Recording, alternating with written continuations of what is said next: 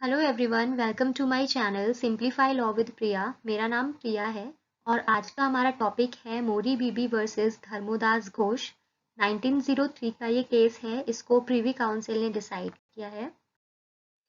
ये केस है about the competency to contract, जो कि हमें ये बताता है कि कॉम्पिटेंट कौन है कॉन्ट्रैक्ट करने के लिए। इसकी डेफिनेशन दी हुई है section 11 of the Indian contract act 1872 में। आइए इसकी डेफिनेशन देखते हैं। ये डेफिनेशन हमें ये बताती है कि कौन कौन कैपेबल है कॉन्ट्रैक्ट इस्टेब्लिश करने के लिए। तो अगर आप इसकी फर्स्ट लाइन में देखेंगे तो लिखा हुआ है who is the age of majority, यानी कि जो पर्सन कॉन्ट्रैक्ट कर रहा है वो माइनर नहीं होना चाहिए। दूसरी बात इस डेफिनेशन में दी हुई है साउंड माइंड, यानी कि the person who is making the contract must be the sound mind at the time of making the contract. He must understand the nature of the contract, तो उसको साउंड माइंड होना ज़रूरी है। Third thing जो इस definition में दी हुई है वो है not being disqualified by any law, यानी कि वही पर्सन कॉन्ट्रैक्ट कर सकता है जिसको कोर्ट ने बाय एनी रीज़न डिस्क्वालिफाइड ना किया गया हो। तो माइनर नहीं होना चाहिए, साउंड माइंड होना चाहिए और डिस्क्वालिफाइड नहीं होना चाहिए। तो अगर ये तीनों चीज़ें हैं तभी पर्सन कॉन्ट्रैक्ट कर सकता है। तो आइए देखते हैं इस केस में क्या हुआ था। इस केस में केवल हम मेजॉरिटी के ऊपर बात करेंगे, क्योंकि इस केस में मेजॉरिटी के अगेंस्ट जाके कॉन्ट्रैक्ट फॉर्म हो गया था, यानी कि एक माइनर ने कॉन्ट्रैक्ट कर दिया था। और साउंड माइंड और डिस्क्वालिफाइड की बात हम यहाँ पर इस केस में नहीं करेंगे। तो देखते हैं इस केस में कौन कौन थे। धर्मोदास घोष जो कि एक माइनर था, ब्रह्मोदत्त जो कि एक मनी लैंडर था, केदारनाथ जो कि ब्रह्मोदत्त का एजेंट था, और भूपेंद्र जो कि एक एडवोकेट था।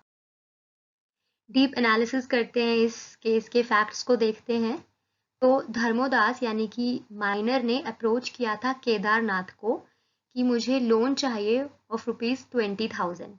Kedarnath, remember, he was an agent of Brahmodatt, और जो ब्रह्मोदत्त था वो अपने बिजनेस के सिलसिले से बाहर रहता था, कैलकाटा में नहीं था, और जो उसके बिजनेस रिलेटेड वर्क थे वो कैलकाटा में केदारनाथ संभालता था, बीइंग हिज एजेंट। तो केदारनाथ जो कि एक एजेंट था ब्रह्मोदत्त का, उसके पास एक माइनर आता है और वो ये कहता है कि मुझे ₹20,000 की ज़रूरत है और उसके बदले में मैं आपको अपने हाउस पेपर्स दूंगा।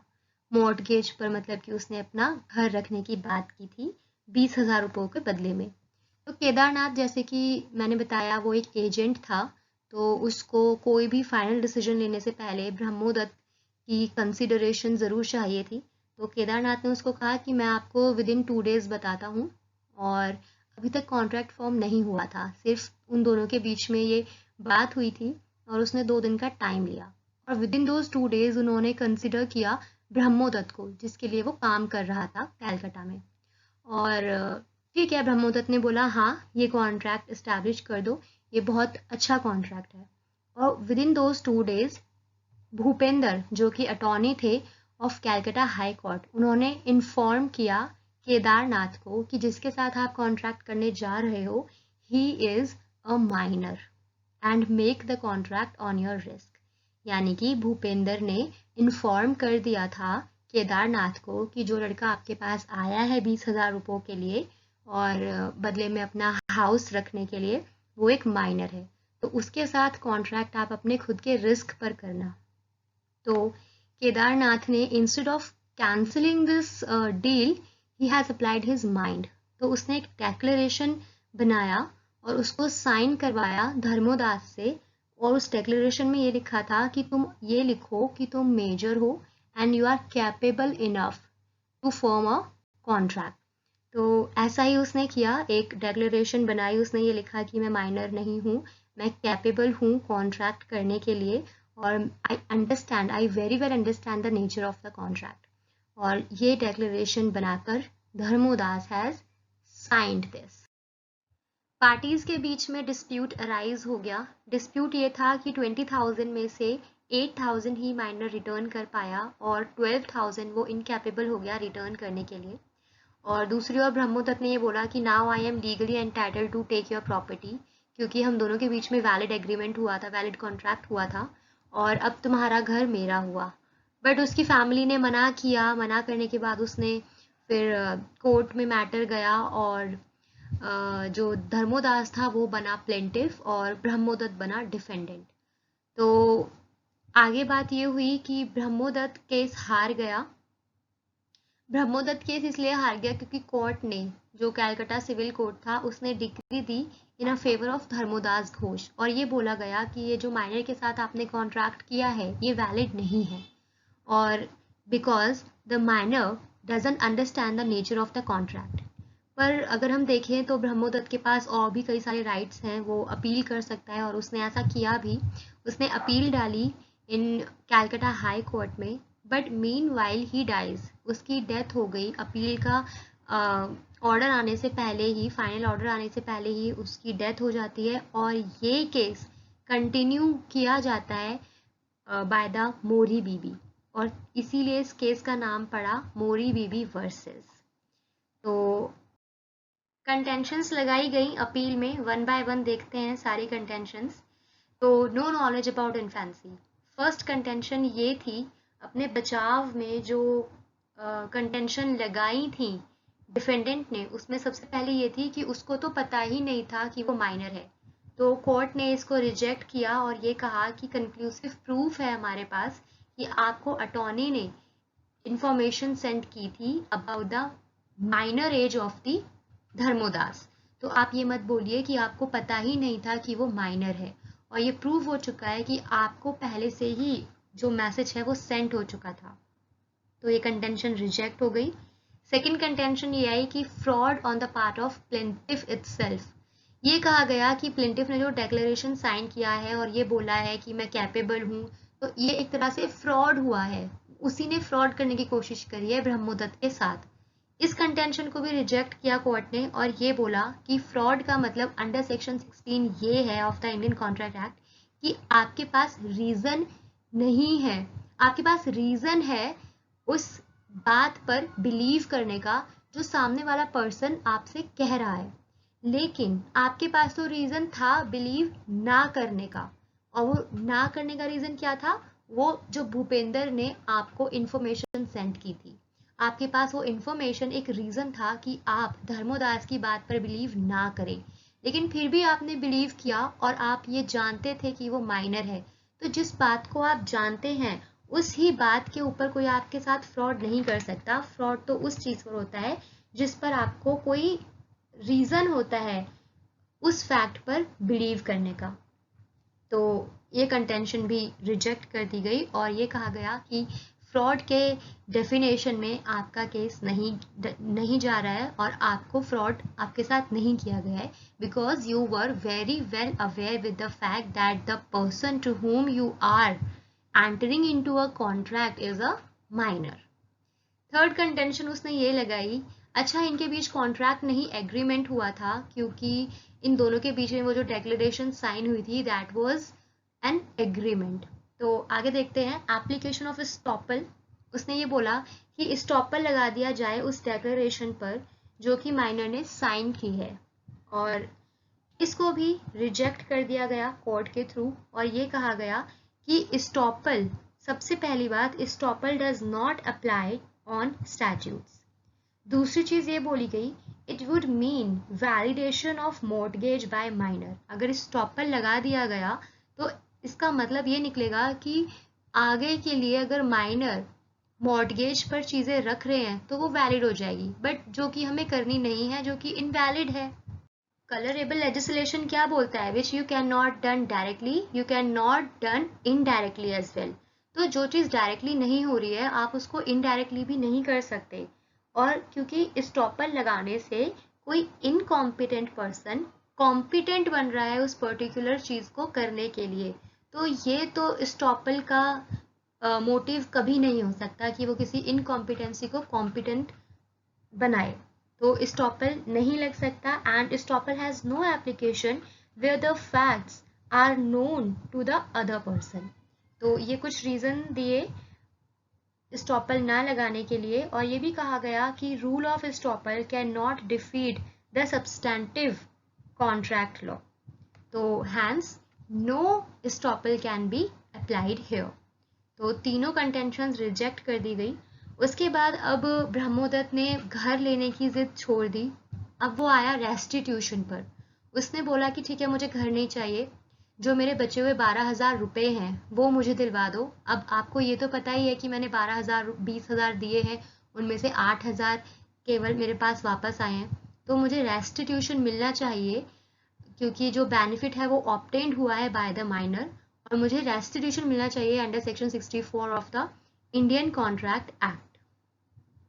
तो कोर्ट ने कहा नहीं, आपको रेस्टिट्यूशन नहीं मिलेगा अंडर सेक्शन 64, क्योंकि 64 में तो रेस्टिट्यूशन वॉइडेबल कॉन्ट्रैक्ट के लिए बन रहा है, लेकिन आपका जो कॉन्ट्रैक्ट है वो तो वॉइड है। वॉइडेबल कहते हैं जहां पर दोनों में से कोई एक पार्टी एंटाइटल, दोनों में से कोई एक पार्टी के पास ये राइट होता है कि वो कॉन्ट्रैक्ट को टर्मिनेट कर दे। लेकिन आप में से तो what to talk about rights and duties, आपका तो कभी कॉन्ट्रैक्ट बना ही नहीं, तो ये तो वॉइड है, इसमें तो मिल ही नहीं सकता है आपको रेस्टिट्यूशन। तो फिर बात आई सेक्शन 65 की। उसने कहा ठीक है, तो आप मुझे एक काम करिए, 65 में रेस्टिट्यूशन करवा दीजिए मेरे पैसों का। कोर्ट ने इसके लिए भी मना कर दिया। कोर्ट ने कहा रेस्टिट्यूशन जो 65 में मिल रहा है वो मिल रहा है बिकम्स वॉइड में, जहाँ पे कॉन्ट्रैक्ट बिकम्स हो रहे हैं वॉइड, यानी कि जब कॉन्ट्रैक्ट बना था उस वक्त कॉन्ट्रैक्ट था वैलिड, बट आगे चलकर by the reason of any circumstances वो वैलिड कॉन्ट्रैक्ट बन चुका है वॉइड। पहले जब कॉन्ट्रैक्ट बना वो वैलिड रहा, उसके बाद आगे जाकर किसी भी सर्कमस्टांसेस की वजह से वो वैलिड कॉन्ट्रैक्ट वॉइड बन गया, तो उस कॉन्ट्रैक्ट को कहते हैं बिकम्स वॉइड। लेकिन अब बात आती है आपके कॉन्ट्रैक्ट की। आपका कॉन्ट्रैक्ट तो जब बन रहा था, एग्रीमेंट जब बन रहा था, तब भी वैलिड था ही नहीं, वो तो वॉइड एब इनिशियो था, यानी कि void from the very beginning था। तो 65 में भी आपका मैटर फॉल नहीं कर रहा है। फिर बात आई सेक्शन 41 ऑफ SRA 1877 की। यहाँ पर कोर्ट ने बोला कि हम यहाँ पर आपको रेस्टिट्यूशन इसलिए नहीं करा सकते, ये भी रेस्टिट्यूशन के ऊपर ही बात करता है कि अगर किसी दूसरी पार्टी ने बेनिफिट ऑब्टेन कर लिया है तो दूसरी पार्टी को जिसका बेनिफिट ऑब्टेन किया है उसको जस्टिस मिलना चाहिए, और रिस्टोर करो एज इफ द, उसको उस प्लेस पर लेकर आओ जहाँ पर उसके साथ ये इनजस्टिस हुआ ही नहीं है, as if the injustice has never happened with the innocent party. तो 41 ये बोलता है। लेकिन यहाँ पे कोर्ट ने बोला we are on discretion here in section 41। Court ने बोला कि जो वर्ड यूज हुआ है डेफिनेशन में वो मे है, विच मीन्स हमारी ये डिस्क्रिशनरी पावर है कि हम चाहे तो कर सकते हैं और चाहे तो नहीं कर सकते। हम लोगों को उस पैरामीटर पे नापना होगा, और हम इस केस में मना करते हैं अपनी डिस्क्रिशन पर। शेल वर्ड यूज नहीं हुआ है क्योंकि मे वर्ड यूज हुआ है।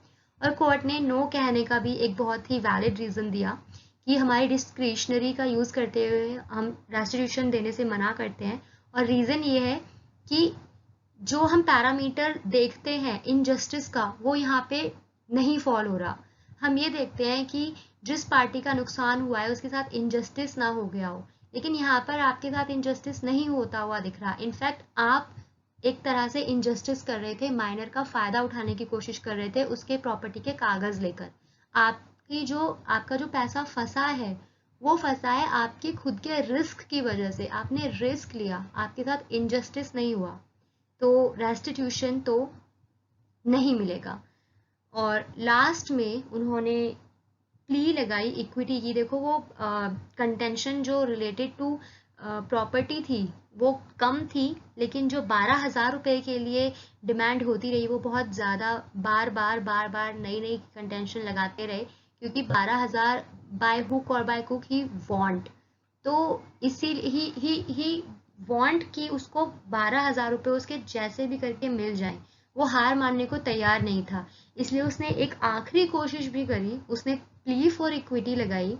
उसने कहा कि देखो जज साहब, आपको पता ही है कि पैसे तो मेरे गए हैं, आप प्लीज उसको दिलवा दो क्योंकि मेरे साथ ये गलत हो रहा है। तो कोर्ट ने फाइनली यहाँ पर भी अनफॉर्चुनेटली और फॉर्चुनेटली मना किया और कहा, one who seeks for equity must do the equity.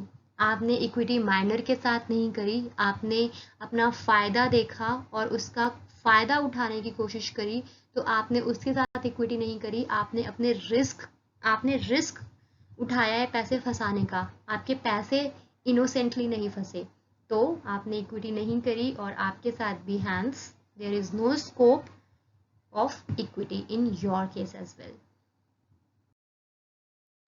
आइए देखते हैं रेस्टिट्यूशन के कुछ cases related to this case, Leslie versus शील।